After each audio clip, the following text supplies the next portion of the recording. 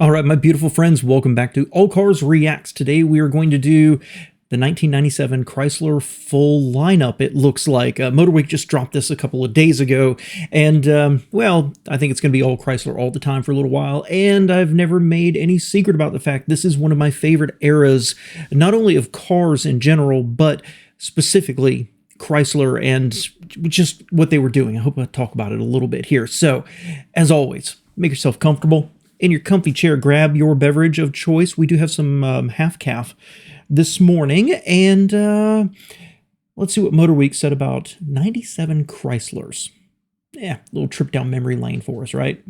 As the summer winds down, the new car model year winds up. And here at Motorweek, we always start the new auto year with a look at what's fresh from America's big three car makers. We'll start this year with Chrysler, a company that's seen more than its share of ups and downs, but's now the darling of customers and critics alike and enjoying its best sales in over 20 years. So, will the 1997 Chryslers continue this trend?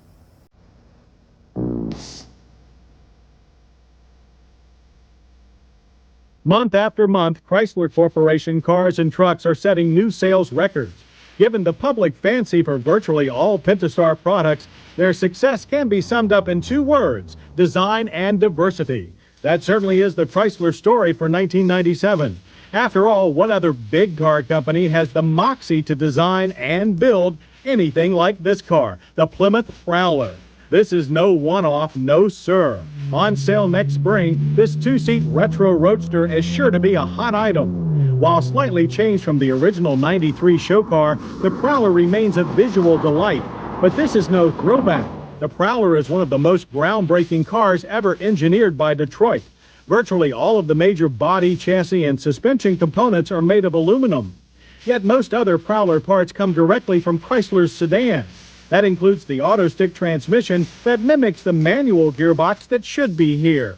Rating corporate parts bins is the reason the Prowler price will be as low as $35,000. All right, so let's talk about the Prowler for a second. I have mixed feelings on this car. On the one hand, this car is right up there with the Viper, the trucks that they did of really Chrysler in the 90s. I do believe it was peak Chrysler. Maybe not peak reliability for them, but peak Chrysler for their design and their offerings. And I'm going to say the word swagger that the company had. They really were playing, big, and they were playing fearless. All right. And what business case did this make? So part of me absolutely celebrates this car, and I know that it's got a passionate fan base out there. And then once it was released, it was really, really kind of nitpicked for the V6 looking like a hot rod, but then not having a manual transmission. And I don't know, where does this fall in the marketplace? Well, for me, it fell kind of close to like where the Pontiac Solstice ended up. You know, it's not a Miata competitor. It's not a muscle car. It's not a Corvette killer. It's more of a personal style cruising car. I don't know. I've never loved it. I like it. I think it's cool, and I celebrate the company for putting the investment into it and just having the moxie to go out there and say, we're going to try to sell this thing. Now, the nerd in me, I don't like it because of the exposed front wheels. This bumper really doesn't do anything for me. And every time I see cars like this, I just envision, much like in F1 cars, I just envision their whole suspension just snapping off in a relatively minor accident. Not for me, but I get why people would be so enamored, so passionate about this car. It's just cool, and I want you to envision another manufacturer right now that would even try to do something like this. They're all running too scared to try to do something like this. Parts that include the LH's 214 horsepower, 3.5-liter, 24-valve V6 engine. Good for a 0 to 60 sprint of 7.5 seconds. Inside the relatively wide cabin, complete with dual airbags, is a linear array of gauges with a big speedometer smack dab in the middle, just like a proper street rod. Moving or not, the Prowler takes your breath away, and it's simply remarkable that it exists at all. And that's, I'm not going to go on, honestly. When it was released, it was criticized for not being overly sporty, a minivan engine, right? You know, came from the LH cars, the auto stick transmission. I'm not going to go on about the interior. There's a lot of criticism I've given cars for putting the speedometer over in the middle, and here they took what should be in front of the driver and moved it over here, but it works for this car. So I'm not going to say anything about it. Again, cool car. I can't believe that a major company decided there was a business case for this. That Prowler takes up residence with Chrysler's other two exotics, the Dodge Viper RT10 Roadster and new Dodge Viper GTS hatchback coupe. With the fiery looks of the Cobra Daytona and 450 horses, that's 35 more than the RT10, the GTS provides a rush 0 to 60 in 4.5 seconds that also happens to be weather tight.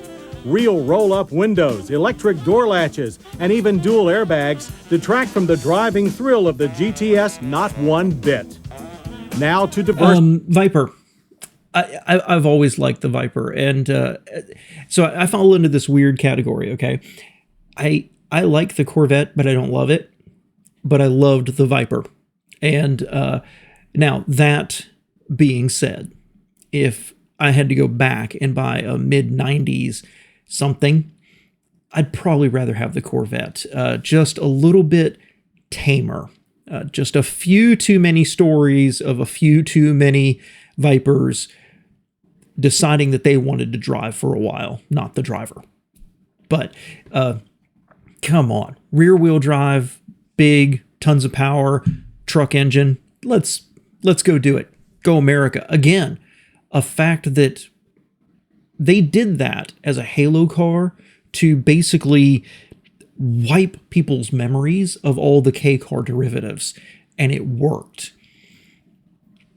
It's a shame it's gone. It's a shame there's not a real competitor out there to the Corvette. But I liked the Viper back in the day. Enter the new Dodge Dakota pickup. If you like the full-size Ram but felt it was too much truck for daily urban battles, the Dakota is the son of that neatly fits the bill. Speaking of size, the new Dakota will be sold as a compact pickup, although it has similar dimensions to the midsize model it replaces. Indeed, Dakota will continue as the only small truck with an optional V8 engine, and expectedly, class-leading cargo capacity and trailer towing ratings. With both 6.5 and 8-foot cargo boxes, the Dakota is a serious compact truck. However, most buyers will be of the personal use variety and more interested in Dakota's quiet highway ride and vastly improved accommodations. New door seals and a 50% stiffer ladder frame do wonders in keeping audible pollution at bay. I like the squared off. Dakota's better. But I do like this one better than the last generation, where they tried to take this but then angularize it. You know, that whole styling theme they went into later on just never quite worked for me when you think about the caliber and things like that. This is a cool looking truck. It always, the front of it always struck me as just a little weak, right? A little too rounded. But look at this, and it's bigger than the Ranger. It's bigger than the S10. It's bigger than the Tacoma of the time. And this is what we need, right? And I want to say, when you look at this image right here, look how low it looks. We can talk about the fact that it's a single cab, or that it had an extended cab, or how long the beds are, or that it's actually built on a real truck frame, not a unibody. But one of my criticisms of the modern midsize trucks, where the S10 and the Ranger have grown up and the Tacoma have grown up to midsize, is why are they all so tall? Why? Even the non four-wheel drive versions still sit so tall. No, they're just tall. They're off the ground tall. Their hoods are tall. Look how low this thing looks. I will never believe, I don't care what any study says, I don't care what any CEO says, I will not believe there is not a market for trucks like this again. Inside, the broad instrument panel is similar in layout to Ram, but with something the Ram lacks: dual airbags. The majority of small truck buyers want an extended cab, and in the Dakota Club Cab, 3 can ride on a split folding bench seat. Drivetrains are carryover and include a 2.5-liter 4-cylinder, a 3.9-liter V6, and a 230 horsepower 5.2-liter V8. All but the 2.5 can be attached to a part-time shift-on-the-fly 4-wheel drive transfer case. For best off-road capabilities, new 31 by 10.5R 15-inch tires are available. Out of breath? Well, there's more. The all-wheel drive minivan. So, if we rolled back in time, would this be my number one compact midsize truck? I don't know. With the excellent reputation of the Tacoma, you know, what Chevy, what Ford had out there, I dig the Dakota. Part of its problem, I think part of the Dakota's problem reflects the problem of the compact trucks to begin with, is this was actually based on a version of the full-size 1500 series trucks.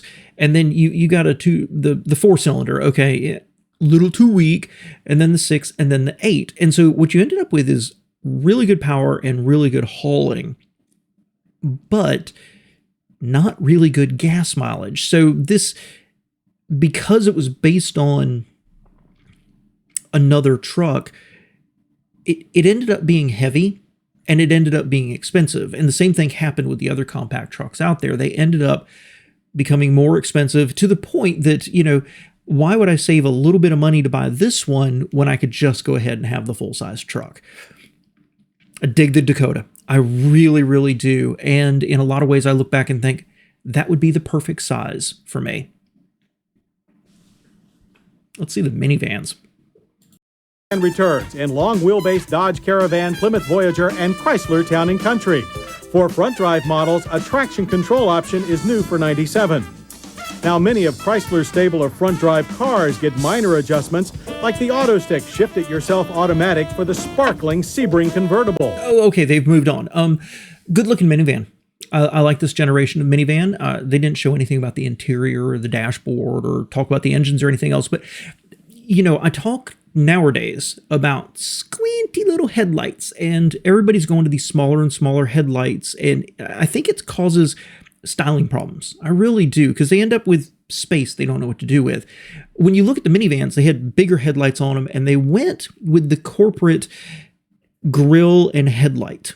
Okay, look at the Sebring here in a second, and you see basically the same idea as what you see on the minivans, but it worked for Chrysler. They developed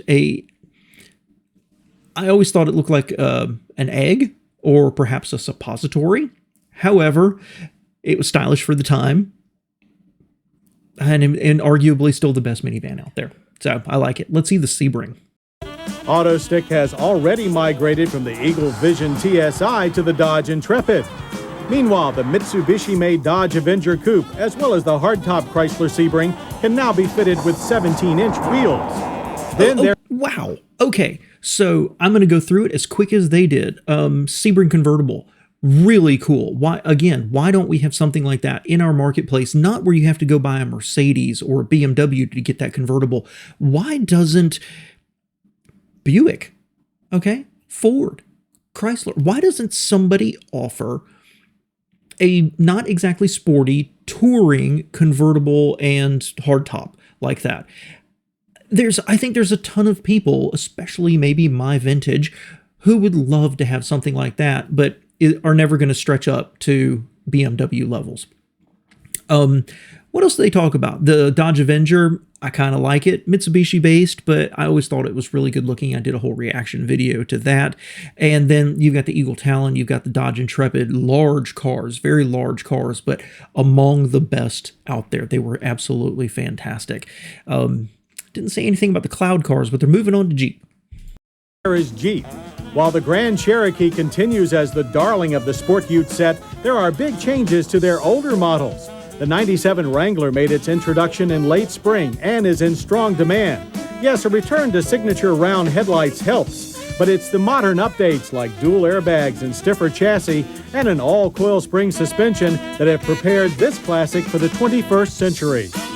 Finally, what a massive jump forward for the Jeep. I like this Jeep. I like that Wrangler. And I like this generation of Grand Cherokee. It by 97, it was, to me, to my eyes, really starting to look old and not as premium as I think they wanted it to be.